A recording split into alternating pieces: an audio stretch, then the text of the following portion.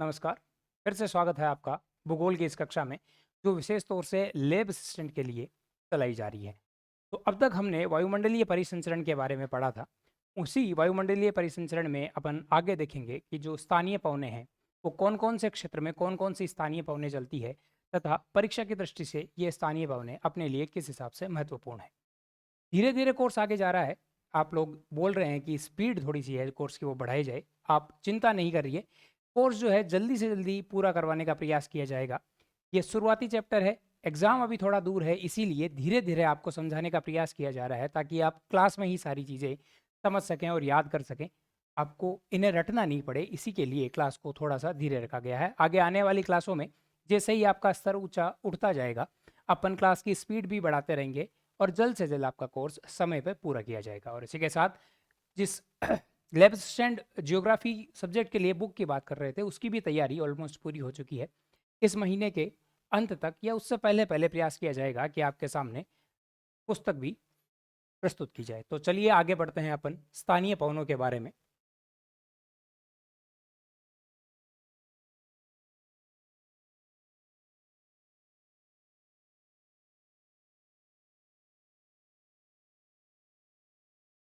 तो स्थानीय पवने वे पवने जो स्थानीय तापमान और दाब की स्थितियों में अंतर के कारण उत्पन्न होती है, वह स्थानीय पवने कहलाती है। यानी कि स्थान विशेष पे जो भी पवने चलती है, वहाँ तापमान और दाब के अंतर के कारण जो पवने शुरू होती है, उन्हें स्थानीय पवने कहते हैं।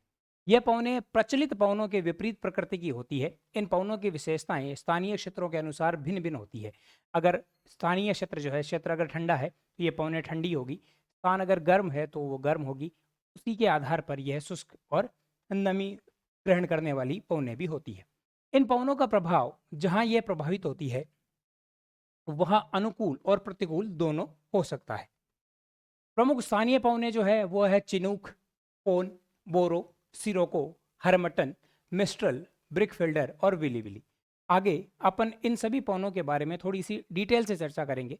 इन्हीं से एक दो सवाल जरूर आते हैं आपकी एग्जाम में, तो आइए आगे इनको डिटेल से पढ़ते हैं। तो पहली अपनी पवन है चिनूक। सबसे पहले परीक्षा में जो सवाल आता है वो इस प्रकार आता है कि चिनूक जो है वह किस प्रकार की पवन है। तो चिनूक जो है वह एक शुष्क व गर्म पवन है। चिनूक शुष्क व गर्म पवन है। यह पर्वत ढालों से नीचे की ओर बहती है। यूएसए में चिनूक और यूरोप में फोन कहा जाता है। तो चिनूक और फोन जो है, यह एक ही प्रकार की पवन होती है। दोनों ही पवनें शुष्क व गर्म पवन है। कौन सी? चिनूक और फोन। शुष्क व गर्म पवन, इसको यूएसए में चिनूक बोला जाता है, व शुष्क व गर्म पवन उसको यूरोप में फोन कहा जाता है। इन पवनों का प्रभाव यूएसए के प्रेयरी क्षेत्र में स्पष्ट रूप से देखा जाता है। यूएसए में जो घास के मैदान है उन्हें प्रेयरी बोला जाता है, और प्रेयरी क्षेत्र में जो है चिनूक पवन चलती है। यह पवनें मुख्यतः सर्दियों के मौसम में बहती है। यूएसए का प्रेयरी क्षेत्र देखें तो सर्दियों के दिनों में यह पूरा घास का मैदान जो है ये बर्फ से ढक जाता है। जैसे ही चिनूक चलती है, चिनूक शुष्क व गर्म पवन है, तो इस पवन के कारण जो बर्फीली सतह है वो धीरे धीरे पिघलने लगती है तथा पुनः घास उगने लगती है उस क्षेत्र में, जो वहां के चारागाह के रूप में किसानों के काम आती है। जब ये शुष्क व गर्म पवनें रोकी पर्वत को पार कर पूर्वी घास के मैदानों, जिन्हें प्रेरी बोला जाता है, में प्रवेश करती है, तो बर्फ को पिघला देती है। इसी कारण इन्हें स्नो ईटर्स बोला जाता है, क्योंकि यह घास के मैदानों में जो बर्फ जमी हुई होती है उसको धीरे धीरे पिघला देती है। और इसी कारण चिनूक का दूसरा नाम जो है वो है स्नो ईटर है। तो पहले अपन ने देखा कि चिनूक जो है वह शुष्क व गर्म पवन है। चिनूक की तरह ही एक दूसरी पवन है जो यूरोप में चलती है, उसको फोन कहा गया। चिनूक जो है किस क्षेत्र में चलती है? तो ये यूएसए के प्रेरी घास के मैदानों में चलती है, तथा चिनूक का अन्य नाम जो है वो है स्नो ईटर्स। आगे अपन दूसरी पवन देखते हैं, यह है फोन। तो चिनूक की तरह ही फोन भी क्या है? फोन भी एक गर्म व शुष्क पवन है। फोन की विशेषताएं चिनूक के समान होती है। यह आल्प्स पर्वत के दक्षिणी ढालों के ऊपर चढ़ती है और उत्तरी ढालों से नीचे उतरती है। तो यूरोप और एशिया के पास मध्य में जो पर्वत है, आल्प्स पर्वत, उस पर चलने वाली गर्म व शुष्क हवा फोन कहलाती है। यह पवने तापमान में अचानक 8 से 10 डिग्री सेल्सियस की वृद्धि कर देती है। तापमान में वृद्धि के कारण बर्फ पिघल जाती है और चारागाह तैयार हो जाते हैं, जिससे खेती शुरू हो जाती है। तो जिस प्रकार की विशेषताएं चिनूक के बारे में पढ़ी, ठीक उसी प्रकार की विशेषताएं फोन में है। लेकिन चिनूक जो है वो यूएसए में बह रही थी, प्रेरी घास के मैदानों में, और फोन जो है ये यूरोप के आल्प्स क्षेत्र में बहती है। इन पवनों का सबसे अधिक प्रभाव स्विट्जरलैंड में होता है, जहां ये मुख्यतः बसंत और शरद ऋतु में चलती है। तो फोन जो है मुख्यतः स्विट्जरलैंड के आसपास के क्षेत्रों में चलती है। अगली अपन देखते हैं सिरोको। सिरोको, फिर से सिरोको शुष्क, गर्म व धूल भरी पवनें होती है। सहारा मरुस्थल से भूमध्य सागर के उत्तर की ओर चलती है। तो सिरोको पहले अपन को देखना है कि सिरोको किस प्रकार की पवन। तो सिरोको शुष्क व गर्म पवनें हैं, धूल भरी पवनें हैं। ये पवनें जैसे ही चलती है तो अपने साथ धूल के कणों को भी ले जाती है। कहां से कहां की ओर चलती है? तो यह सहारा मरुस्थल से शुरू होकर भूमध्य सागर की ओर चलती है। इन पवनों में लाल रेत प्रचुर मात्रा में होती है। जैसे ही यह मरुस्थल के क्षेत्र से निकलती है तो वहां से अपने साथ जो है मिट्टी को साथ में ले लेती है, मिट्टी को साथ में उड़ा लेती है। और यहाँ जो जिस मिट्टी को ये साथ में उड़ाती है वह मिट्टी लाल, उसका कलर जो है थोड़ा सा लाल होता है। भूमध्य सागर को पार करते समय यह नमी ग्रहण कर लेती है। तो जैसे ही मरुस्थल से गुजरी इसने लाल मिट्टी को ग्रहण कर लिया, और जैसे ही भूमध्य सागर से ये गुजरी इसने नमी को भी ग्रहण कर लिया। दक्षिणी इटली में ये पवनें लाल रेत के साथ नीचे उतरकर वर्षा करती है, जिसे रक्त वर्षा या ब्लड रेन कहते हैं। तो इस जो सिरोको अपने पास पवन है, इसमें नमी भी है और इसमें लाल मिट्टी भी है। इटली के आसपास ये वर्षा करती है, और इस वर्षा के कारण जो वर्षा जो है वो लाल रंग की दिखाई देती है, जिसी के कारण इसे रक्त वर्षा बोला जाता है। एटलस पर्वत की ढलानों पर उतरते हुए ये अधिक शुष्क व गर्म हो जाती है। अगर सिरोको के अपन स्थानीय नाम देखें, इसी प्रकार की पवनें देखें, तो इटली में बोला जाता है सिरोको। कैसी है? शुष्क व गर्म पवन है। इटली में इसका नाम हो जाता है सिरोको। सहारा में इसका नाम होता है सिमूम। तो अगर प्रश्न पूछा जाए कि सिमूम किस प्रकार की पवन है, तो सिमूम भी शुष्क व गर्म पवन है। लीबिया में इसका नाम हो जाता है गिबली, गर्म व शुष्क पवन है। लीबिया में उसका जो नाम है वह है गिबली। ट्यूनीशिया में इसे बोला जाता है चिली, और स्पेन में इसे बोला जाता है लेविच। तो इतनी पवनों के बारे में अपन ने एक साथ अध्ययन कर लिया। ये सारी पवनें अपन ने अब तक जो पढ़ी वह गर्म व शुष्क पवनें हैं। अरब मरुस्थल में चलने वाली शुष्क व गर्म पवन को सिमूम कहा जाता है। सिमूम जो है सारा मरुस्थल में और अरब मरुस्थल में चलती है। यह पवनें वनस्पति, कृषि और बागानों को हानि पहुंचाती है। अब अगली हवाएं अपन देखते हैं, हरमट्टन हवाएं। हरमट्टन हवाओं के बारे में पढ़ते हैं। तो हरमट्टन हवाओं को जो है डॉक्टर पवनें भी बोला जाता है। हरमट्टन हवाएं भी शुष्क, गर्म व उच्च गति वाली पवनें हैं। अफ्रीका के सहारा मरुस्थल के पूर्वी भाग से उत्तर पूर्व से पश्चिम दिशा की ओर ये चलती है। तो हरमट्टन के बारे में ध्यान रखना है कि शुष्क व गर्म पवन है, गति इनकी तेज होती है, और अफ्रीका के सहारा मरुस्थल से ये चलती है। पश्चिमी अफ्रीका के गिनी तटीय क्षेत्र में इन्हें डॉक्टर पवनें कहते हैं, क्योंकि यह आर्द्र मौसम को शुष्क व सुखद बना देता है। गिनी क्षेत्र में जो है उमस की मात्रा बहुत ही ज़्यादा होती है, जिससे वहाँ रहने वाले लोगों को काफ़ी कठिनाई महसूस होती है। जब ये पवनें, जब हरमट्टन हवाएं उस क्षेत्र में चलती है तो क्या करती है? आर्द्र मौसम को शुष्क व सुखद बना देती है। इसी कारण इस पवन का अन्य नाम जो है वह है डॉक्टर पवन भी है। ऑस्ट्रेलिया के विक्टोरिया क्षेत्र में चलने वाली समान पवनों को ब्रिकफील्डर कहते हैं। तो जिस प्रकार हरमट्टन है, उसी प्रकार एक अन्य पवन है, शुष्क व गर्म पवन है, जिसका अन्य नाम क्या है? जिसका अन्य नाम है ब्रिकफील्डर। और ये कहाँ चलती है? यह चलती है ऑस्ट्रेलिया में। जैसे हरमट्टन अपने अफ्रीका में चल रही है, गिनी तट के आसपास इन्हें डॉक्टर पवनें भी कहते हैं, उसी प्रकार ऑस्ट्रेलिया में जो पवन चल रही है उसका नाम है ब्रिकफील्डर। अगली पवन अपन देखते हैं मिस्ट्रल। अब तक अपन ने जो भी पवनें देखी वो सारी गर्म व शुष्क पवन थी। अगली जो अपनी पवन है वह है मिस्ट्रल। मिस्ट्रल पवन जो है यह ठंडी, शुष्क व तीव्र गति वाली पवनें होती है। इस बार पवन अपन देख रहे हैं वो ठंडी और शुष्क है और उनकी गति तेज है। कौन सी पवन है? यह मिस्ट्रल पवन है। भूमध्य सागर से उत्तर पश्चिम से स्पेन और फ्रांस को प्रभावित करती है। तो अपन देखते हैं कि स्पेन और फ्रांस में शुष्क व ठंडी पवन जो है उसका नाम है मिस्ट्रल। इनकी औसत गति 56 से 64 किलोमीटर प्रति घंटा होती है, किंतु कभी कभी यह 128 किलोमीटर प्रति घंटा तक पहुंच जाती है, जो हवाई यातायात को बाधित करती है।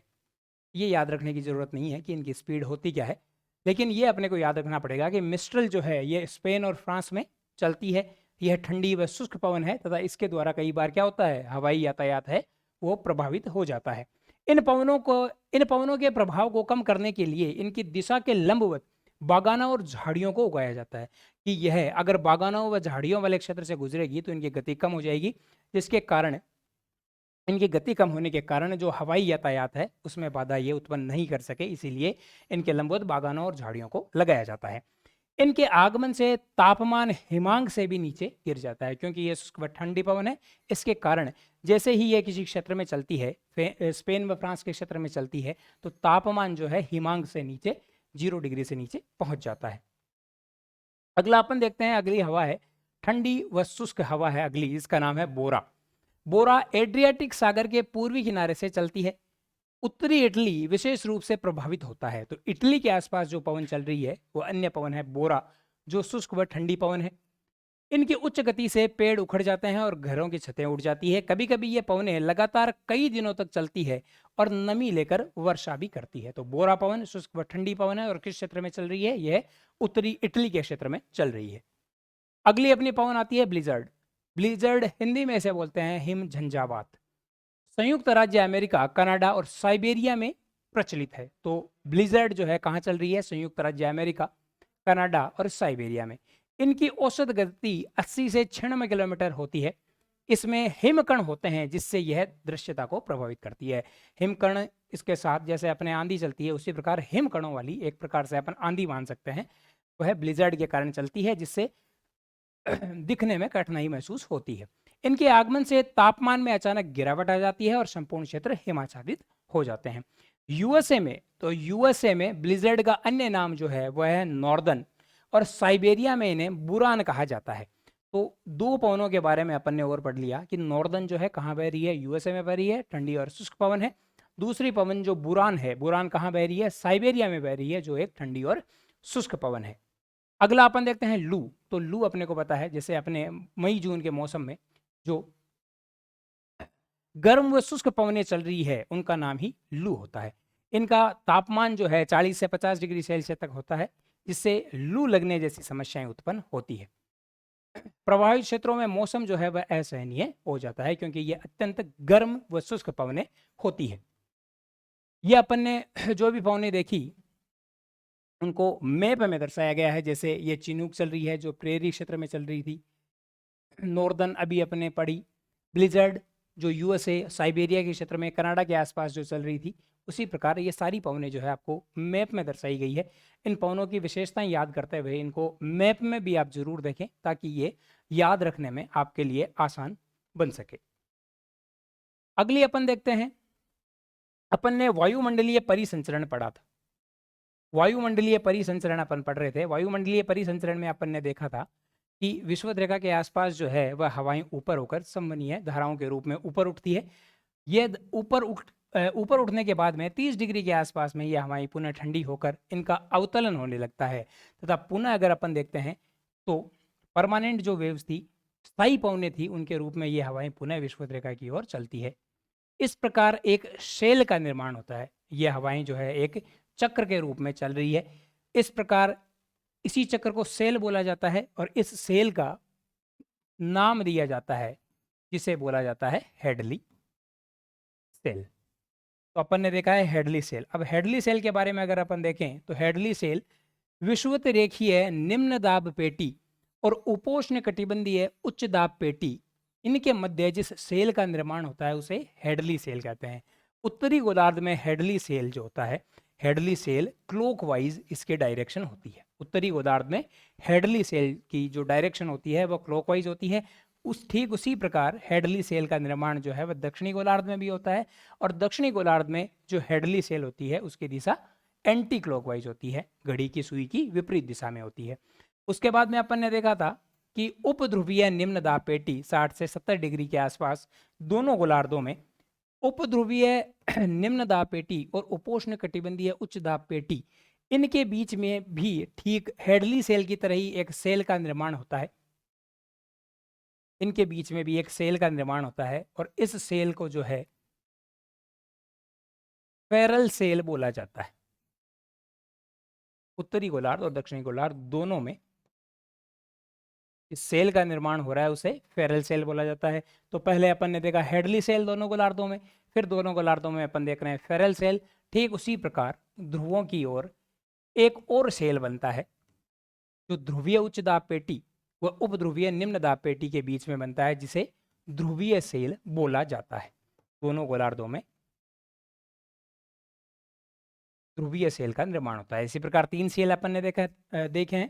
पहला है हेडली सेल, उसके बाद में अपन ने देखा फेरल सेल, और उसके बाद में अपन ने देखा फेरल सेल। ये हवाओं का एक चक्र है और कुछ नहीं है। इसके बारे में अपन पहले पढ़ चुके हैं। इनके नाम अपन ने पहले नहीं देखे थे, तो इस बार अपन ने नाम देख के भी इस टॉपिक को यहाँ पूरा कर लिया है। आगे चलते हैं अपन। देखिए इस प्रकार से सेल का निर्माण हो रहा है। भूमध्य रेखा के आसपास हवाएं ऊपर उठ रही थी, धीरे धीरे ये हवाएं ठंडी होकर वापस अवतलित होती है 30 डिग्री अक्षांश के आसपास। तो इस प्रकार भूमध्य रेखा और उपोष्ण कटिबंधीय उच्च दाब पेटी के मध्य में एक सेल का निर्माण हो रहा है, एक गोल चक्र का निर्माण हो रहा है, जिसे ही हेडली सेल बोला। ठीक उसी प्रकार फेरल सेल का निर्माण होता है उपोष्ण कटिबंधीय उच्च दाब पेटी से उपध्रुवीय निम्न दाब पेटी की ओर, और ठीक उसी प्रकार एक और सेल का निर्माण होता है जो उपध्रुवीय निम्न दाब पेटी और ध्रुवीय उच्च दाब पेटी के बीच में बनती है, जिसे पोलर सेल कहा गया। अब अपन देखते हैं एयर मास क्या है, वायु राशि जो है ये क्या है। जब वायु लंबे समय तक एक ऐसे क्षेत्र में बनी रहती है जहां पर मौसमी परिवर्तन जो है वो बहुत कम होते हैं, तो क्या होगा, अगर किसी क्षेत्र में मौसमी परिवर्तन कम हो रहे हैं तो वहां की जो वायु है, ये क्षेत्र जो है ये बहुत ही विशाल क्षेत्र होता है, कई किलोमीटर में ये फैला हुआ होता है, और उस कई किलोमीटर के क्षेत्र में तापमान व आर्द्रता जो है हर स्थान पर समान बनी रहती है। समान बनी रहने के कारण एक बड़ी वायु राशि का निर्माण होता है, उस वायु राशि को एयर मास बोला जाता है। वायुमंडल का एक बड़ा और घना भाग होता है वायु राशि। इसकी तापमान व आर्द्रता जो है वह विस्तृत क्षेत्र में लगभग समान होती है। यह हजारों किलोमीटर तक फैला हो सकता है। यह कई परतों से बना हो सकता है, लेकिन इसकी प्रत्येक परत जो होगी उसमें तापमान व आर्द्रता समान बनी रहेगी। तो अपन संक्षेप में ये समझ सकते हैं कि कोई ऐसा क्षेत्र जिसमें तापमान व आर्द्रता समान है, वहाँ जो भी वायु होगी वह किसका निर्माण करेगी, वह वायु राशि या एयर मास का निर्माण करेगी। अब अपन देखते हैं कि कैसे बनती है। अपन ने देख लिया भाई, किसी क्षेत्र में अगर तापमान व आर्द्रता समान है तो वायु राशि का निर्माण होगा। वायु राशि इस प्रकार बनेगी।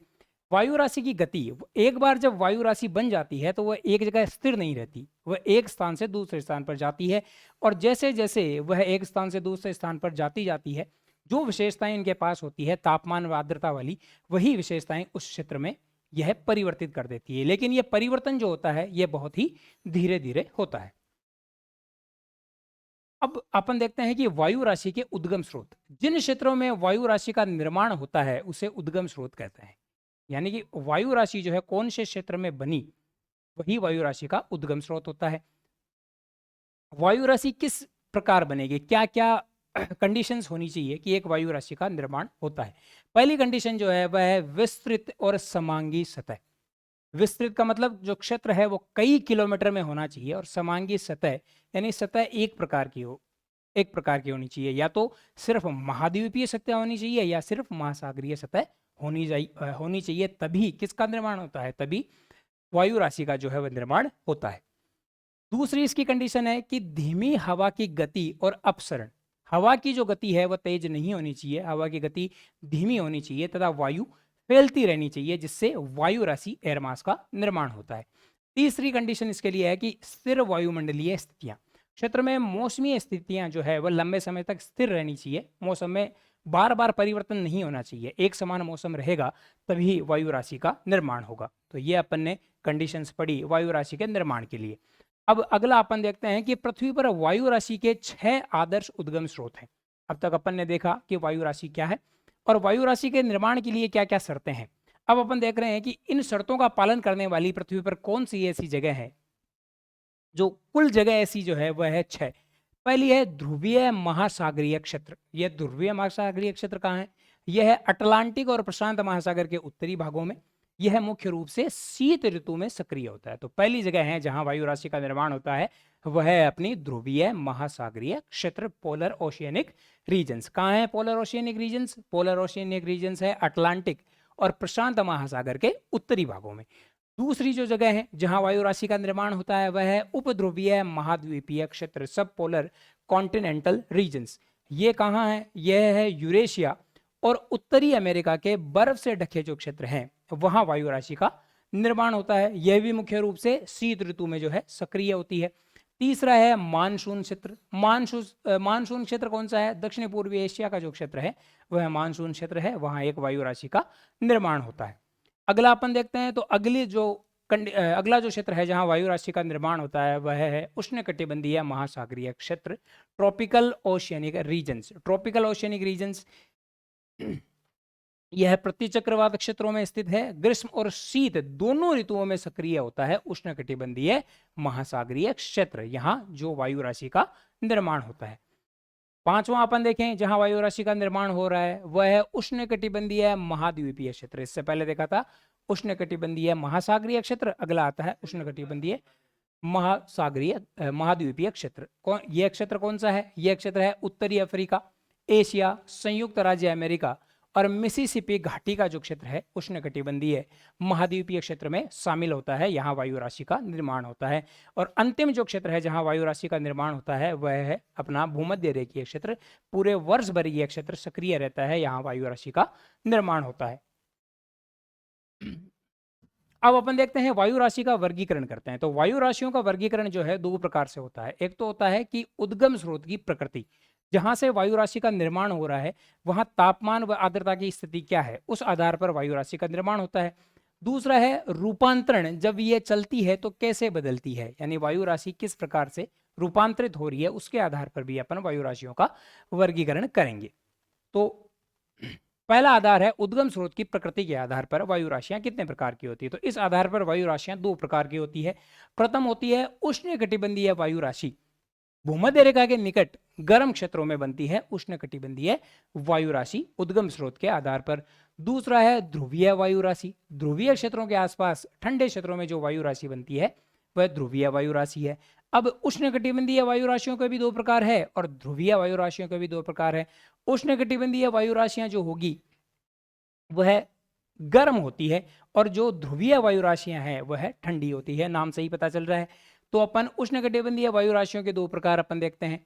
पहला प्रकार है समुद्री उष्णकटिबंधीय वायु राशि, गर्म महासागरों पर बनती है, यह गर्म व नम होती है, इससे भारी वर्षा होती है। तो उष्णकटिबंधीय वायु राशि भूमध्य रेखा के आसपास महासागरों के आसपास जो है जो वायु राशि बनती है उसे समुद्री उष्णकटिबंधीय वायु राशि बोला जाता है। मेरीटाइम ट्रॉपिकल इन्हें बोला जाता है। यह गर्म होती है तथा यह नमी ग्रहण करने वाली होती है और उनसे भारी वर्षा होती है। दूसरा प्रकार जो है उष्णकटिबंधीय वायु राशियों का वह है महाद्वीपीय उष्णकटिबंधीय वायु राशि। ऐसी उष्णकटिबंधीय वायु राशि जो महाद्वीपों पर बनती है, जिनका उद्गम होता है, वह महाद्वीपीय उष्णकटिबंधीय वायु राशि कहलाती है। कॉन्टिनेंटल ट्रॉपिकल, यह गर्म भूमि पर बनती है, यह गर्म व शुष्क होती है जिससे कम या न के बराबर वर्षा होती है। तो अधिक वर्षा कराने वाली कौन सी वायु राशि है? समुद्री उष्णकटिबंधीय वायु राशि है जिससे भारी वर्षा होती है। अब ध्रुवीय वायु राशियों के भी दो प्रकार होते हैं, जिसमें पहला है समुद्री ध्रुवीय और दूसरा है महाद्वीपीय ध्रुवीय। उष्णकटिबंधीय वायु राशि अपन ने पढ़ी समुद्र और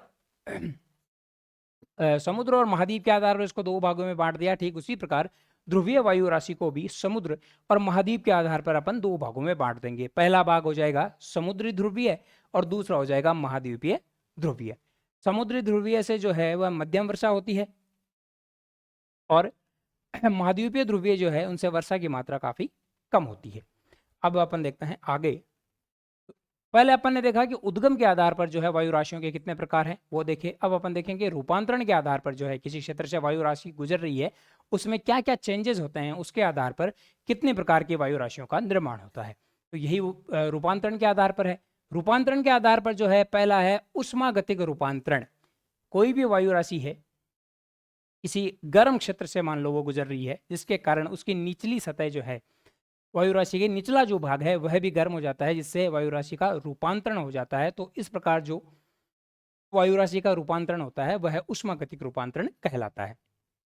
यांत्रिक रूपांतरण में क्या होता है कि वायु राशि में चक्रवात, प्रतिचक्रवात या वायु के ऊर्ध्वाधर गति के कारण जो भी परिवर्तन होते हैं उससे बनने वाली वायु राशि यांत्रिक रूपांतरण वायु राशि के अंतर्गत आती है। तो यह देखा अपन ने रूपांतरण के आधार पर वायु राशियां कितने प्रकार की है। अब अपन देखते हैं कि वायु राशि की स्थिरता। अगर वायु राशि चलती नहीं है, अपने स्थान पर ही रहती है, तो उसे स्थिर वायु राशि कहते हैं। और वायु राशि एक स्थान से दूसरे स्थान पर चलती जाती है तथा उसमें परिवर्तन आते जाते हैं, उस प्रकार की वायु राशि को अपन क्या बोलते हैं? अस्थिर वायु राशि कहते हैं। ये अपन ने पढ़ा वायु राशि। संक्षेप में वायु राशि क्या है कि किसी क्षेत्र में जो है वो है मौसमी परिवर्तन नहीं हो रहे हैं, तापमान व आर्द्रता समान रह रही है, तो उस क्षेत्र की वायु कई किलोमीटर में उस क्षेत्र की वायु जो है वो वायु राशि का निर्माण कर लेती है। अब अपन देखते हैं फ्रंट क्या है। दो वायु राशियां हैं, मान लो दो अलग अलग प्रकार की वायु राशियां हैं, ये एक दूसरे के निकट आ रही है। दो अलग अलग प्रकार की वायु राशियां हैं तथा ये एक दूसरे के निकट आ रही है, तो ये क्या करेगी? ये प्रयास करेगी कि इनके जो भी गुण है वह समाप्त नहीं हो। ये मान लो आर्द्र वायु राशि है और यह है शुष्क वायु राशि है, तो यह प्रयास करेगी कि यह शुष्क बनी रहे, यह प्रयास करेगी कि यह आर्द्र बनी रहेगी। तो इनके बीच में, इनके बीच का जो क्षेत्र होता है तिरछा, इनके बीच का जो भी क्षेत्र होता है उसे ही बोला जाता है फ्रंट। फ्रंट दो अलग अलग वायु राशियों के बीच एक युद्ध रेखा की तरह होता है। दो अलग अलग वायु राशियां हैं, उनके बीच का जो क्षेत्र है वही फ्रंट कहलाता है। यह शब्द पहली बार प्रथम विश्व युद्ध के दौरान दो सेनाओं के बीच की सीमा बताने के लिए इस्तेमाल किया गया था। मौसम में दो वायु राशियों के बीच की सीमा को दर्शाता है फ्रंट। फ्रंट कैसे बनता है? जब एक गर्म वायु राशि एक ठंडी वायु राशि आपस में मिलती है तो आसानी से मिश्रित नहीं होती। एक तरफ गर्म वायु राशि है, दूसरी तरफ ठंडी वायु राशि है। यह प्रयास कर रही है कि ये अपने गुण नहीं खोए, जिसके कारण बीच में फ्रंट का निर्माण होता है। इसके बजाय वे तापमान व आर्द्रता की स्थितियों को बनाए रखने की कोशिश करती है। इस प्रक्रिया में इनके बीच झुकी हुई सीमा बनती है, तिरछी सीमा बनती है, जिसे ही फ्रंट बोला जाता है। तो दो अलग अलग प्रकार की वायु राशियां हैं, उन अलग अलग प्रकार की वायु राशियां के बीच का जो क्षेत्र होता है, बीच में जो तिरछा क्षेत्र होता है, उसे ही फ्रंट बोला जाता है। अब फ्रंट की विशेषताएं क्या है? तो पहली विशेषता है कि वायु राशियों का अलगाव। अलग अलग प्रकार की जो वायु राशियां हैं उनको यह मिक्स नहीं होने देती, पहली विशेषता इसकी यह है। दूसरी है मौसमी परिवर्तन। फ्रंट मौसम में बहुत महत्वपूर्ण होते हैं क्योंकि यह विशेष स्थितियों जैसे चक्रवात, प्रति चक्रवात को जन्म देती है। इसीलिए फ्रंट को अक्सर चक्रवात और प्रति चक्रवात का पालना कहा जाता है। ये यहाँ अपने पास इंपॉर्टेंट फैक्ट है कि चक्रवात का या प्रति चक्रवात का पालना, cradle of cyclone and anti cyclone क्या होता है? तो cradle of cyclone and anti cyclone होता है फ्रंट। चक्रवात तथा प्रति चक्रवात का पालना फ्रंट कहलाता है। मौसमी परिवर्तन को समझने के लिए फ्रंट का अध्ययन अत्यंत आवश्यक है, इसीलिए फ्रंट महत्वपूर्ण है। आगे अपन देखते हैं कि फ्रंट का उद्गम, किस प्रकार फ्रंट बनते हैं। तो फ्रंट के बनने के लिए पहली कंडीशन जो है वह है भिन्न भिन्न वायु राशियां। दो वायु राशियां पास पास आ रही हो, लेकिन इन वायु राशियों के गुण जो है वह अलग अलग होने चाहिए, तभी फ्रंट का निर्माण होगा। दूसरा है आर्द्रता में अंतर। दोनों वायु राशियां जो है उनमें नमी का जो स्तर है वह अलग अलग होना चाहिए। एक में नमी अधिक होनी चाहिए तो दूसरे में नमी जो है वह कम होनी चाहिए। तीसरा है वायुमंडलीय परिसंचरण। जब वायुमंडलीय परिसंचरण होगा, एटमॉस्फेरिक सर्कुलेशन होगा, वायु का प्रवाह होगा, तभी फ्रंट का निर्माण होगा। अब देखते हैं अपन फ्रंट के प्रकार। तो चार प्रकार के फ्रंट होते हैं। किसने बताया? यह पैटरसन जो है, पैटरसन ने बताया कि फ्रंट जो है चार प्रकार के होते हैं। चार प्रकार है फ्रंट के, तथा किसने बताया इन चार प्रकारों के बारे में? पैटरसन ने बताया। पहला है गर्म फ्रंट। गर्म फ्रंट क्या है? फ्रंट तब बनता है जब गर्म हवा धीरे धीरे ठंडी और सघन हवा के ऊपर उठती है।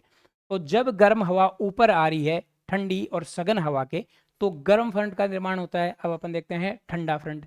तो ठंडा फ्रंट और गर्म फ्रंट। ठंडा फ्रंट में क्या होता है कि जो सघन वायु है, जो ठंडी वायु है, वह नीचे धंसने लगती है तथा जो गर्म वायु है उसको ये ऊपर उठा देती है। गर्म फ्रंट में क्या हो रहा था कि जो गर्म वायु है वह सीधे ही ऊपर उठ रही है। ठंडे फ्रंट में क्या है कि जो ठंडी वायु है यह नीचे धस रही है, जिसके कारण जो गर्म वायु है वह ऊपर उठ जाती है, जिससे ठंडे फ्रंट का निर्माण होता है। तीसरा फ्रंट जो है वह है स्थिर फ्रंट। स्थिर फ्रंट नाम से ही पता चल रहा है कि यह तब बनता है जब वायु राशियां मिलती है लेकिन कोई भी आगे नहीं बढ़ती। वायु राशियां मिल तो रही है लेकिन यह आगे गति नहीं कर रही है। वायु राशियां एक दूसरे के समानांतर रहती है, जिससे लंबे समय तक बादल छाए रहते हैं और बारिश होती है। तो इस प्रकार किस फ्रंट का निर्माण होता है? स्टेशनरी फ्रंट या स्थिर फ्रंट का निर्माण होता है। चौथा फ्रंट जो है अपना वो है अवरोधी फ्रंट। अवरोधी फ्रंट क्या होता है? अवरोधी फ्रंट तब बनता है जब ठंडा फ्रंट गर्म फ्रंट को पकड़ लेता है और गर्म हवा को पूरी तरह से जमीन से ऊपर उठा लेता है। ठंडा फ्रंट आया, गर्म फ्रंट को उसने पकड़ा तथा गर्म फ्रंट को उसने ऊपर उठा दिया। तो किस प्रकार के फ्रंट का निर्माण होता है? तब अवरोधी फ्रंट का निर्माण होता है। इस समय जो है वह मौसमी स्थितियां अत्यंत जटिल हो जाती है, जिससे बारिश और तूफान शामिल तूफान जो है आने की संभावना अधिक हो जाती है। तो अपन ने अब तक पढ़ा वायु राशियों के बारे में और उसके बाद में अपन ने देखा फ्रंट। अब इसके बाद में अपन पढ़ते हैं चक्रवात तथा प्रतिचक्रवात। इनके बारे में जो बेसिक नॉलेज है वो अपन ले रहे हैं। इनसे जरूर परीक्षा में 1 या 2 सवाल बनेंगे। अगला अपन देखते हैं चक्रवात। तो चक्रवात क्या है? चक्रवात एक निम्न दाब का केंद्र होता है जिसमें वायु का दाब केंद्र से बाहर की ओर बढ़ता जाता है। तो चक्रवात में क्या स्थिति होती है? बीच में जो है वह वायु दाब कम होता है और जैसे जैसे अपन बाहर की ओर निकलते हैं वायु दाब अधिक होता जाता है। तो इस प्रकार चक्रवात का निर्माण होता है। बीच में मान लो वायु दाब जो है वो है 1000 मिलीबार। उसके बाद में अगली जो समदाब रेखा है वहां वायु दाब हो जाता है 1012, फिर 1020, 1030, 1040। तो जैसे जैसे अपन बाहर की ओर जा रहे हैं वायु दाब भी क्या हो रहा है? वायु दाब भी धीरे धीरे बढ़ रहा है। तो ऐसी स्थिति में जो है चक्रवात का निर्माण होता है। अब अपन देखते हैं कि चक्रवात का निर्माण होने के बाद में अपन दिशा कैसे जान पाएंगे कि चक्रवात की डायरेक्शन क्या है, दिशा क्या है। उसके लिए फेरल ने नियम बताया। फेरल ने क्या बोला कि उत्तरी गोलार्ध में जो है वह चक्रवात हवाएं वामाव्रत या एंटी क्लॉकवाइज दिशा में चलती है और दक्षिणी गोलार्ध में जो है हवाएं दक्षिणावर्त या क्लॉकवाइज चलती है। तो उत्तरी गोलार्ध में चक्रवात की दिशा यह होती है एंटी क्लॉकवाइज और दक्षिणी गोलार्ध में जो है चक्रवातों की दिशा क्या होती है? क्लॉकवाइज होती है। प्रति चक्रवातों की दिशा ठीक विपरीत होती है चक्रवातों के। तो उत्तरी गोलार्ध में चक्रवातों की दिशा होती है एंटी क्लॉकवाइज और दक्षिणी गोलार्ध में चक्रवातों की दिशा जो होती है वह क्लॉकवाइज होती है। इसका मतलब यह है कि उत्तरी गोलार्ध में हवाएं दाएं और दक्षिणी गोलार्ध में हवाएं जो है वह बाईं ओर मुड़ती है। अब अपन देखते हैं चक्रवात की परिभाषा। ट्रिवार्था ने जो है वह चक्रवात की क्या परिभाषा दी वो अपन देखते हैं। तो चक्रवात निम्न दाब के केंद्र होते हैं जो गोलाकार सटे हुए समदाब रेखाओं से घिरे होते हैं। चक्रवात का आकार ज्यादातर गोलाकार, अंडाकार व वी आकार का होता है। अब चक्रवात की विशेषताएं देखते हैं। तो पहली विशेषता अपन ने चक्रवात की देखी कि चक्रवात जो होता है वह निम्न दाब का क्षेत्र होता है। चक्रवात के केंद्र पर निम्न दाब होता है तथा उसके चारों ओर धीरे धीरे दाब बढ़ता जाता है। दूसरा अपन ने देखा कि हवाओं की दिशा, हवाएं केंद्र की ओर बहती है। हवाएं उच्च दाब से निम्न दाब की ओर बहती है क्योंकि बीच में निम्न दाब है, इसीलिए हवाएं जो है वह केंद्र की ओर बहेगी चक्रवात की स्थिति में। आकार, चक्रवात का आकार जो है यह गोलाकार हो सकता है, चक्रवात अंडाकार हो सकता है और वी आकार के भी चक्रवात होते हैं। अब अपन देखते हैं मौसम पर प्रभाव। चक्रवात मौसम को प्रभावित करता है, इससे दाब में कमी होती है। सूर्य और चंद्रमा के चारों ओर प्रकाश वलय बनता है। सूर्य और चंद्रमा जो होता है उनके चारों ओर एक रिंग का निर्माण हो जाता है जिसे क्या बोला जाता है? जिसे हालो बोला जाता है। तो चक्रवात की स्थिति में चंद्रमा और सूर्य के चारों ओर हालो का निर्माण होता है, वलय का निर्माण होता है और भारी वर्षा होती है चक्रवात के समय। तो चक्रवात की दिशा अपन ने देख ली थी, एंटी क्लॉकवाइज और क्लॉकवाइज। आगे अपन देखते हैं चक्रवातों के प्रकार। तो चक्रवात जो है 2 प्रकार के होते हैं। पहला चक्रवात है शीतोष्ण चक्रवात और दूसरा है उष्णकटिबंधीय चक्रवात।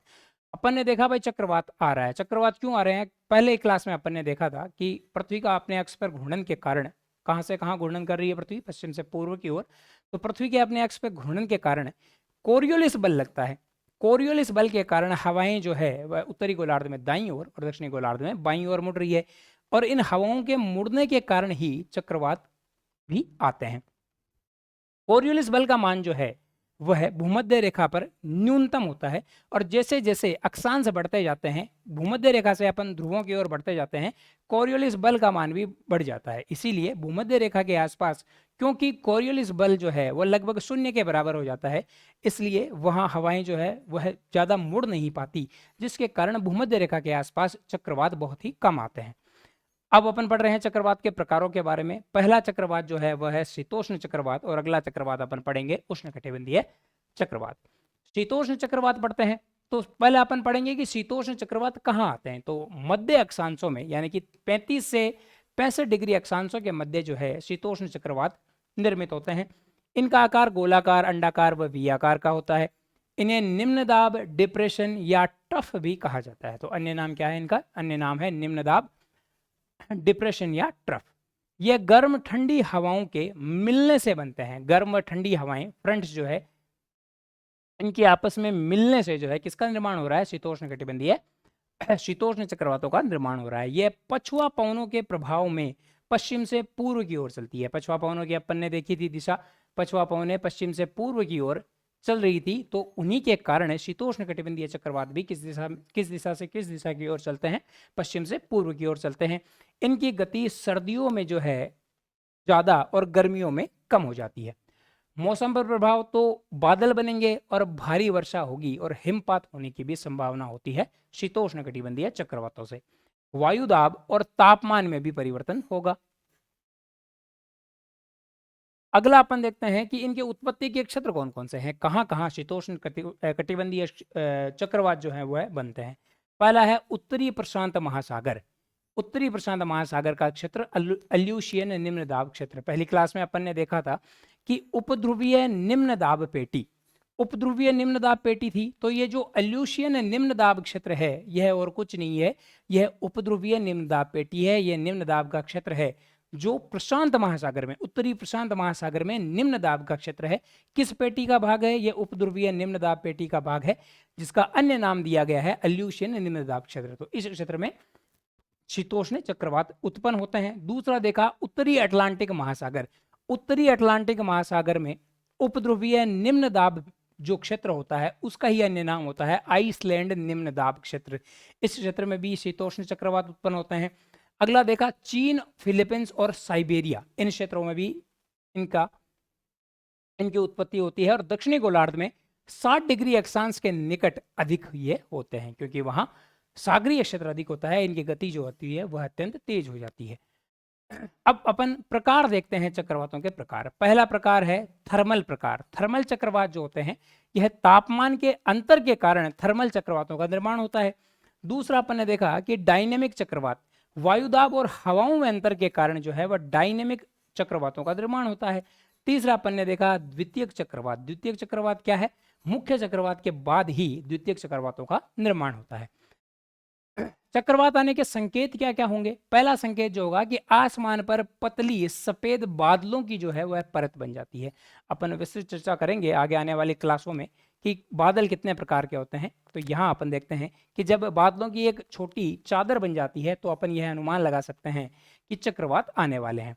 बैरोमीटर में दाब में अचानक गिरावट। बैरोमीटर होता है एनोरेड बैरोमीटर, जिसके द्वारा अपन मापते हैं कि दाब क्या है। यदि अपन देखें कि औसत दाब जो होता है समुद्री सतह पर वह 1013.2 मिलीबार होता है। इसका मतलब यह है सामान्य परिस्थिति। इससे जब दाब अधिक हो जाता है तो उसे अपन बोलते हैं कि वायु दाब अधिक है। इससे दाब जब कम हो जाता है तो अपन बोलते हैं कि वायु दाब की स्थिति कम है। तो बैरोमीटर में क्या होता है कि दाब में जो है वह अचानक परिवर्तन हो जाता है। हवाओं की दिशाओं में परिवर्तन हो जाता है। हवाएं जैसे जैसे चलती है ठीक उसके विपरीत चलने लगती है। सूर्य और चंद्रमा के चारों ओर जो है प्रकाश वलय हालों का निर्माण हो जाता है। हवाओं का चक्कर लगभग रुक जाता है। तो यह संकेत है चक्रवात के आने की। अगला अपन देखते हैं उष्ण कटिबंधीय चक्रवात। नाम से पता चल रहा है कि ये कहाँ उत्पन्न होंगे। ये उत्पन्न होंगे कर्क रेखा के आसपास और मकर रेखा के बीच में। कर्क रेखा और मकर रेखा के बीच के क्षेत्र में जो भी चक्रवात आते हैं वह उष्ण कटिबंधीय चक्रवात होते हैं।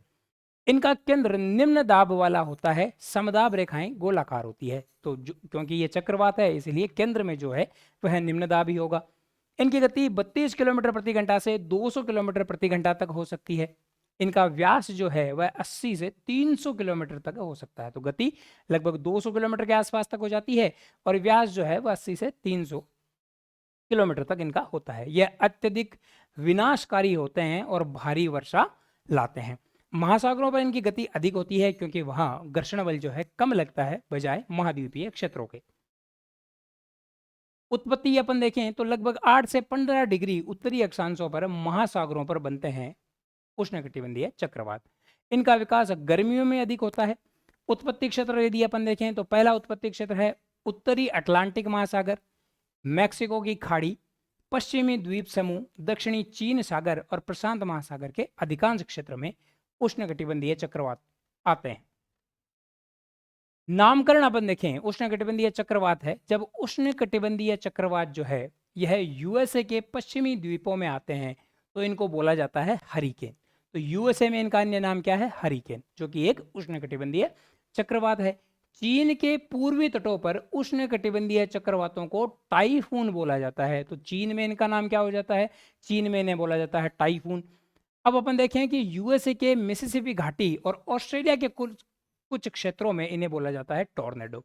तो यूएसए में बोला जाएगा हरिकेन, चीन में इन्हें बोला जाता है टाइफून और टॉर्नेडो बोला जाता है ऑस्ट्रेलिया के क्षेत्रों में। प्रकार यदि अपन देखें उष्णकटिबंधीय चक्रवातों के तो पहला है उष्णकटिबंधीय डिप्रेशन, इनकी गति जो होती है इन चक्रवातों की कम होती है। दूसरा है उष्णकटिबंधीय तूफान, मध्यम गति वाले जो चक्रवात होते हैं वो उष्णकटिबंधीय तूफान या ट्रॉपिकल स्टॉर्म होते हैं। हरिकेन या टाइफून, हरिकेन या टाइफून जो होते हैं उनकी गति बहुत ही अधिक होती है। टॉर्नेडो यदि अपन देखें तो टॉर्नेडो भी जो होते हैं वो छोटे होते हैं लेकिन इनकी गति अत्यंत तेज होती है, ये अत्यंत विनाशकारी होते हैं। चक्रवातों की उत्पत्ति के सिद्धांत देखते हैं। तो 3 सिद्धांतों के बारे में अपन देखेंगे जिनसे चक्रवातों की उत्पत्ति होती है। पहला सिद्धांत है स्थानीय उष्मीय सिद्धांत, लोकल थर्मल थ्योरी। तापमान के अंतर के कारण जो चक्रवात बनते हैं वह स्थानीय उष्मीय सिद्धांत द्वारा बताए जाते हैं। दूसरा है गतिक सिद्धांत। गतिक सिद्धांत में क्या बताया जाता है कि वायु दाब और हवाओं के कारण चक्रवात बन रहे हैं। तीसरा देखा ध्रुवीय मोर्चा या polar front theory. Polar front theory क्या है? यह है कि गर्म और ठंडी हवाओं के मिलने से चक्रवात बनते हैं। तो लैम्बर्ट और शॉ ने डायनामिक थ्योरी दी है और जो बर्केंस जो है उन्होंने पोलर फ्रंट थ्योरी दी है। अब चक्रवातों के ठीक विपरीत प्रति चक्रवातों की अपन बात करते हैं। चक्रवातों के बीच का जो क्षेत्र था वह निम्न दाब क्षेत्र होता है, उसी प्रकार प्रति चक्रवातों के केंद्र में जो होता है वह उच्च दाब होता है। केंद्र में दाब सबसे अधिक होता है और बाहरी किनारों पर दाब कम होता जाता है। हवाएं केंद्र से बाहर की ओर चलती है। केंद्र में दाब अधिक होगा और समदाब रेखाएं बाहर की ओर जो होगी वह कम दाब वाली होगी। तो केंद्र में मान लिया कि 1020 मिलीबार दाब है। जैसे जैसे अपन बाहर की ओर जाएंगे तो दाब जो है वह कम होता जाएगा और हवाएं उच्च दाब से निम्न दाब की ओर चलती है तो हवाएं केंद्र से बाहर की ओर चलेगी। यही प्रतिचक्रवात की स्थिति होती है। प्रतिचक्रवातों की विशेषताएं, पहली विशेषता ये हो जाएगी कि केंद्र में जो है उच्च दाब होगा। हवाओं की दिशा जो है उत्तरी गोलार्ध में कैसी हो जाएगी? उत्तरी गोलार्ध में हो जाएगी क्लॉकवाइज और दक्षिणी गोलार्ध में कैसी हो जाएगी? दक्षिणी गोलार्ध में हो जाएगी एंटी क्लॉकवाइज। चक्रवातों के ठीक विपरीत इनकी दिशा होगी। चक्रवातों में अपन ने क्या देखा था? उत्तरी गोलार्ध में एंटी क्लॉकवाइज होती है, तो प्रति चक्रवात उत्तरी गोलार्ध में क्लॉकवाइज हो जाएंगे। आकार यदि अपन देखें तो प्रति चक्रवात की तुलना में बहुत बड़े होते हैं, हजारों किलोमीटर में फैले हुए होते हैं प्रति चक्रवात। इनका आकार गोलाकार होता है। मौसम पर प्रभाव, प्रति चक्रवात आने पर मौसम सुहावना हो जाता है, आसमान साफ हो जाता है और हवाएं जो है वह धीमी हो जाती है। तो चक्रवात तो अपन कई बार देखते हैं भाई चक्रवात आ रहा है, प्रति चक्रवात अपन को महसूस नहीं होते क्योंकि जो सामान्य स्थिति होती है वही स्थिति प्रति चक्रवातों की होती है। स्थायित्व यदि अपन देखें तो ये ज्यादातर 30 डिग्री अक्षांशों पर महासागरों के ऊपर पाए जाते हैं। वायुमंडल की ऊपरी परतों में ये धीरे धीरे समाप्त हो जाते हैं। प्रति चक्रवातों के प्रकार, तो प्रति चक्रवातों के प्रकार के बारे में किसने बताया था? हेंजेल्क ने जो है 1909 में प्रति चक्रवातों को 2 भागों में बांटा था। उसके बाद में एक तीसरा प्रकार भी प्रति चक्रवातों का आया। पहला है शीत प्रति चक्रवात। तो शीत प्रति चक्रवात है, नाम से पता चल रहा है ये कहाँ स्थित होंगे? ध्रुवीय क्षेत्रों के आसपास इनकी उत्पत्ति होती है, विशेषकर आर्कटिक में। यह पूर्वी और दक्षिणी पूर्वी दिशा में आगे बढ़ते हैं। पूर्वी और दक्षिणी पूर्वी दिशा में ये आगे बढ़ेंगे। इनका आकार उष्णकटिबंधीय प्रतिचक्रवात से छोटा होता है। तो उष्ण कटिबंधीय प्रतिचक्रवातों से शीत प्रतिचक्रवात जो होते हैं वह आकार में छोटे होते हैं, यह तेजी से चलते हैं और उनकी ऊंचाई 3000 मीटर से अधिक नहीं होती है। जैसे ही इससे अधिक ऊंचाई पे जाएगी तो चक्रवात जो है वह समाप्त हो जाएगा। दो प्रकार के होते हैं, एक तो इसका प्रकार है अस्थायी प्रतिचक्रवात और दूसरा अर्धस्थायी प्रतिचक्रवात। अस्थायी प्रतिचक्रवात जो होते हैं वह आगे बढ़ते ही समाप्त हो जाते हैं और अर्धस्थायी जो होते हैं वो कुछ दूरी तक आगे बढ़ पाते हैं। उत्पत्ति के कारण है तापमान में कमी और कम आपतन के कारण है। तो जब तापमान में अत्यंत कमी हो जाती है और ध्रुवीय क्षेत्रों को जो है वो इंसोलेशन प्रॉपर मात्रा में नहीं मिल पाता है, सूर्य की जो विकिरण जो है वो प्रॉपर मात्रा में नहीं मिल पाता है, जिसके कारण इन चक्रवातों की उत्पत्ति होती है। दो मार्गों पर ये चलते हैं, पहला है कनाडा के उत्तर में और दूसरा साइबेरिया के उत्तर में। अगला अपन देखते हैं उष्ण प्रतिचक्रवात। तो उष्ण प्रतिचक्रवात क्या है? यह शीतोष्ण उच्च दाब पेटी में बनते हैं। शीतोष्ण उच्च दाब पेटी देखी थी, उसमें प्रतिचक्रवातों का निर्माण होता है। इनका आकार बड़ा होता है लेकिन यह कम सक्रिय होते हैं। हवाएं धीमी गति से बहती है, आसमान साफ रहता है। यह दक्षिणी पूर्वी यूएस से पश्चिमी यूरोपीय देशों में अधिक सक्रिय होते हैं। तीसरा चक्रवात का जो प्रकार है वह है अवरोधी या ब्लॉकिंग एंटीसाइक्लोन। यह वायुमंडल की ऊपरी परतों में हवा के अवरोध के कारण, हवाएं जब अवरोध उत्पन्न करती है तो अवरोधी प्रतिचक्रवातों का निर्माण होता है। इनका आकार छोटा होता है, यह धीमी गति से चलते हैं। इनकी हवाओं की दिशा, दाब और मौसम की स्थिति उष्ण प्रतिचक्रवात के समान ही होती है। यह पश्चिमी यूरोप, अटलांटिक और प्रशांत महासागर के पश्चिमी क्षेत्रों में बनते हैं। तो ये अपन ने देखी थी, ये थी चक्रवात की स्थिति। बीच में जो है वो लो प्रेशर होगा और प्रति चक्रवात में जो है बीच में हाई प्रेशर होगा। और जैसे जैसे अपन बाहर की ओर जाएंगे दाब जो है वह बढ़ता जाता है चक्रवात में, तो हवाएं जो है वह अंदर की ओर चलेगी, बाहर से अंदर की ओर। और ठीक उसी प्रकार अपन देखते हैं इसके विपरीत हाई प्रेशर जो होता है, केंद्र में हाई प्रेशर होता है प्रति चक्रवात के, और जैसे जैसे अपन बाहर की ओर जाते हैं प्रेशर में कमी आती जाती है। हवाएं जो है वह बाहर की ओर चलती है प्रति चक्रवात में। अब अपन देखते हैं जेट स्ट्रीम। तो अपन ने पहली क्लास में पढ़ा था दाब प्रवणता के बारे में, तथा उसके बाद में अपन ने देखा था कोरियोलिस बल। तो जब दाब प्रवणता और कोरियोलिस बल, हमें पता है कि विषुवत रेखा के आसपास जो है तापमान अधिक होने के कारण हवाएं हल्की व ठंडी होकर ऊपर उठने लगती है, तथा एक समय के बाद दाब प्रवणता बल और कोरियोलिस बल जो है इनमें संतुलन आ जाता है। हवाएं हमेशा हमने देखी थी कि जो समदाब रेखाएं होती है उनके लंबवत चलती है हवाएं। हवाएं हमेशा, पवनें हमेशा जो है, वायु हमेशा जो है समदाब रेखाओं के लंबवत चलती है। लेकिन जब दाब प्रवणता बल और कोरियोलिस बल में संतुलन आ जाता है तो इस स्थिति में, संतुलन की स्थिति में, हवाएं वायुदाब रेखाओं के समांतर नहीं चलकर, वायुदाब रेखाओं के लंबवत नहीं चलकर समदाब रेखाओं या वायुदाब रेखाओं के समांतर चलने लगती है। तो सामान्य स्थिति में क्या होता है कि हवाएं जो है उच्च दाब से निम्न दाब की ओर चलती है, लेकिन जब दाब प्रवणता बल और कोरियोलिस बल में संतुलन आ जाता है तो उस स्थिति में वायु जो है यह समदाब रेखाओं के समांतर चलने लगती है। तो इस स्थिति में इन पवनों को जो है वह भूविक्षेपी पवनें या जियोस्ट्रॉपिक विंड्स बोला जाता है। और इन्हीं जियोस्ट्रॉपिक विंड्स का एक प्रकार है जेट स्ट्रीम। तो जेट स्ट्रीम और कुछ नहीं है, जियोट्रॉपिक पवनें ही है, भूविक्षेपी पवनें ही है। जेट स्ट्रीम तीव्र गति से चलने वाली हवाओं की एक संकरी पट्टी है जो क्षोभ मंडल की ऊपरी परतों में पाई जाती है। यह हवाएं पृथ्वी के चारों ओर लगातार घूमती रहती है। अब जेट स्ट्रीम की विशेषताएं यदि ये देखें तो चौड़ाई लगभग 40 से 60 किलोमीटर के आसपास इनकी चौड़ाई होती है और मोटाई जेट स्ट्रीम की होती है 2 से 3 किलोमीटर। गति यदि अपन देखें तो इनकी गति जो है 120 किलोमीटर प्रति घंटा से अधिक होती है जेट स्ट्रीम की गति। सर्दियों में इनकी गति जो है अधिक हो जाती है वायुदाब के कारण। स्थिति में परिवर्तन, गर्मियों में जो है ये थोड़ी सी ध्रुवों की ओर खिसक जाती है और सर्दियों में जो है जेट स्ट्रीम जो है वह विषुवत रेखा की ओर खिसक जाती है। खोज किसने की थी? द्वितीय विश्व युद्ध हो रहा था उस दौरान जो जेट जाते थे, हवाई जेट जो जाते थे, उनमें बाधा उत्पन्न हुई उन हवाओं के कारण, और तभी इन हवाओं को पहचाना गया। उन्हीं के आधार पर, जेट्स के आधार पर ही इनका नाम जेट स्ट्रीम रखा गया। जेट स्ट्रीम के प्रकार देखते हैं तो 2 प्रकार के जेट स्ट्रीम होते हैं। पहला जेट स्ट्रीम है उपोष्ण कटिबंधीय जेट स्ट्रीम, 30 से 35 डिग्री अक्षांशों के बीच में दोनों गोलार्धों में जो जेट स्ट्रीम बनती है उन्हें उपोष्णकटिबंधीय जेट स्ट्रीम कहते हैं। पूरे साल ये बनती रहती है। उत्पत्ति क्यों होती है? क्योंकि पृथ्वी घूर्णन कर रही है, कॉरियोलिस बल लगता है, दाब प्रवणता बल लगता है। इन दोनों में जब संतुलन आ जाता है तो पवनें जो है यह समदाब रेखाओं के समांतर बहने लगती है, जिससे ही जेट स्ट्रीम उत्पन्न होते हैं।